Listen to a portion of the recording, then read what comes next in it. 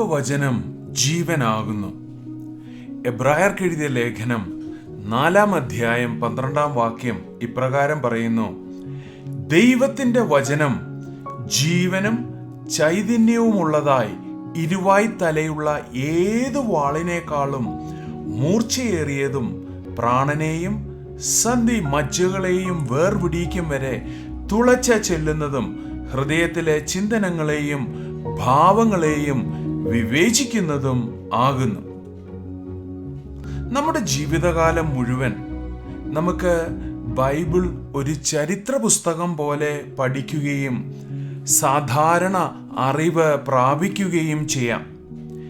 എന്നാൽ ഇപ്രകാരമുള്ള അറിവ് നമ്മുടെ വിശ്വാസം വർദ്ധിപ്പിക്കുകയോ നമ്മുടെ ആത്മീക വർധനവുളവാക്കുകയോ ചെയ്യുന്നില്ല. അത് ജീവിതത്തിന് രൂപാന്തരം വരുത്തുകയോ ചെയ്യുന്നില്ല. ബൈബിളിലെ വചനങ്ങൾ, ദൈവവചനങ്ങൾ നമ്മുടെ ജീവിതത്തിൽ യാഥാർത്ഥ്യമാകണമെങ്കിൽ ഒരു സാധാരണ പുസ്തകം വായിക്കുന്നതിനേക്കാൾ ഉപരിയായി ജാഗ്രതയും തീഷ്ണതയും ഉത്തരവാദിത്വത്തോടും കൂടി നാം ഈ വിഷയം കൈകാര്യം ചെയ്തെങ്കിൽ മാത്രമേ നമ്മുടെ ജീവിതത്തിൽ ദൈവാത്മശക്തിയുടെ പകർച്ച ഉണ്ടാവുകയുള്ളൂ. ദൈവം വ്യക്തിപരമായി അതിൻ്റെ താളുകളിൽ കൂടെ, ആ എഴുത്തുകളിൽ കൂടെ, വാക്കുകളിൽ കൂടെ നിങ്ങളോട് സംസാരിക്കുന്നു എന്നുള്ള ഉത്തമ ബോധ്യത്തോടെ അത് വായിക്കണം. ചുരുക്കി പറഞ്ഞാൽ, ബൈബിളിന്റെ താളുകളിൽ നിന്ന് അവിടെ എഴുതിയിരിക്കുന്ന അക്ഷരങ്ങൾ മാറി, ദൈവവചനം മാറി നിങ്ങളുടെ ഹൃദയങ്ങളിൽ സ്ഥിരതാമസം ആക്കണം. വീണ്ടും ജനിച്ച നിങ്ങളുടെ ഹൃദയം ദൈവ വചനങ്ങളുടെ നിക്ഷേപം നിറഞ്ഞ ഒരു കലവറയാകണം. ഇത് നമ്മുടെ ജീവിതത്തിൽ സംഭവിക്കണമെങ്കിൽ നമ്മൾ ദൈവവചനം കണ്ണുകൊണ്ട് കാണണം, ചെവി കൊണ്ട് അത് വായിക്കുന്നത് കേൾക്കണം, ഹൃദയം കൊണ്ട് നമ്മൾ അതിൽ എഴുതിയിരിക്കുന്നത് വിശ്വസിക്കണം. നമ്മുടെ ജീവിതം കൊണ്ട് നമ്മൾ അനുസരിക്കുമ്പോൾ ബൈബിളിലെ പേജുകളിൽ, താളുകളിൽ എഴുതിയിരിക്കുന്ന വാക്യങ്ങൾ നമ്മുടെ ഹൃദയങ്ങളിലേക്ക് മാറി സ്ഥിര താമസമാകും. ദൈവവചനത്തിന് നിങ്ങളുടെ ഉള്ളിൽ ജീവിക്കാം. കാരണം അത് ക്ഷീണിച്ചതോ മരിച്ചതോ പഴയതോ അല്ല, അത് ആത്മാവും ജീവനുമാണ്. എബ്രായർ 4:12 പറയുന്നത് പോലെ, ദൈവത്തിന്റെ വചനം ജീവനും ചൈതന്യവുമുള്ളതായി ഇരുവായി തലയുള്ള ഏതു വാളിനേക്കാളും മൂർച്ചയേറിയതും പ്രാണനെയും സന്ധി മജ്ജകളെയും വേർപിടിക്കും വരെ തുളച്ച ചെല്ലുന്നതും ഹൃദയത്തിലെ ചിന്തകളെയും ചിന്തനങ്ങളെയും ഭാവങ്ങളെയും വിവേചിക്കുന്നതുമാകുന്നു.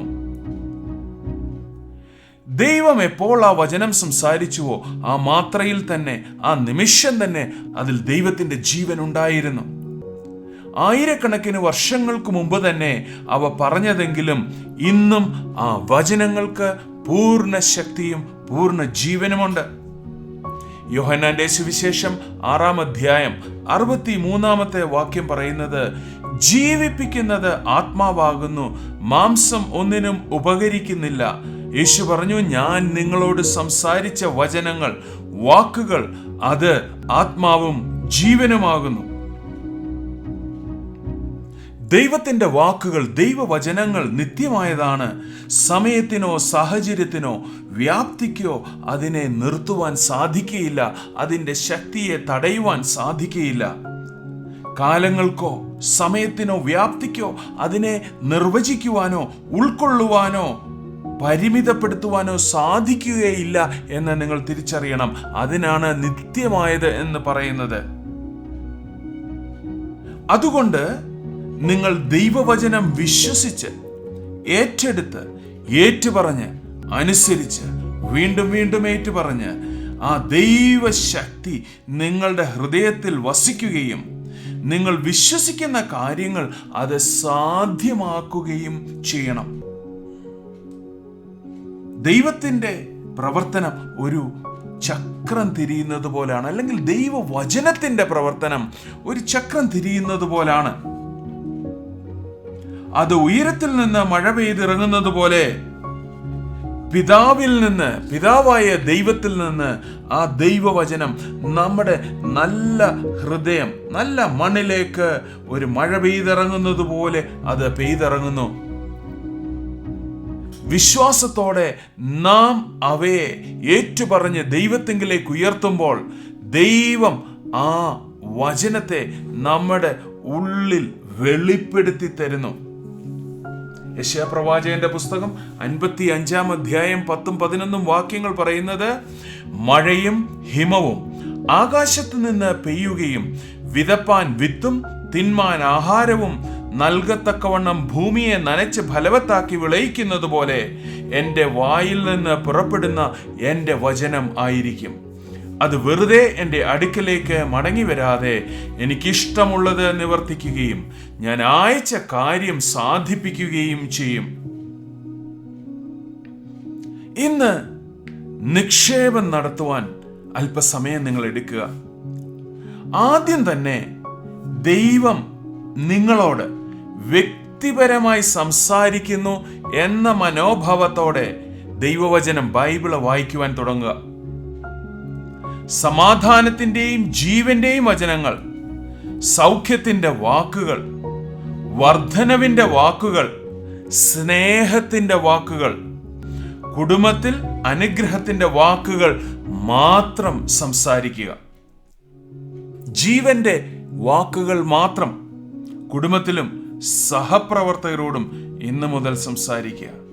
മാത്രമല്ല, ഇത് യഹോവയുണ്ടാക്കിയ ദിവസം, ഇന്ന് ഞാൻ ദൈവത്തിൽ സന്തോഷിച്ചു ആനന്ദിക്കുന്നുവെന്ന് സങ്കീർത്തനം 118:24 എഴുതിയിരിക്കുന്നത് പോലെ വിശ്വസിച്ച് ഏറ്റു പറയുക.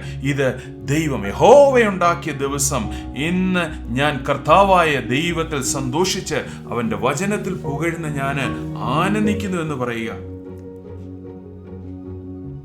നമുക്കൊരുമിച്ച് വിശ്വാസത്തിന്റെ ഒരു ചുവട് എടുക്കാമോ?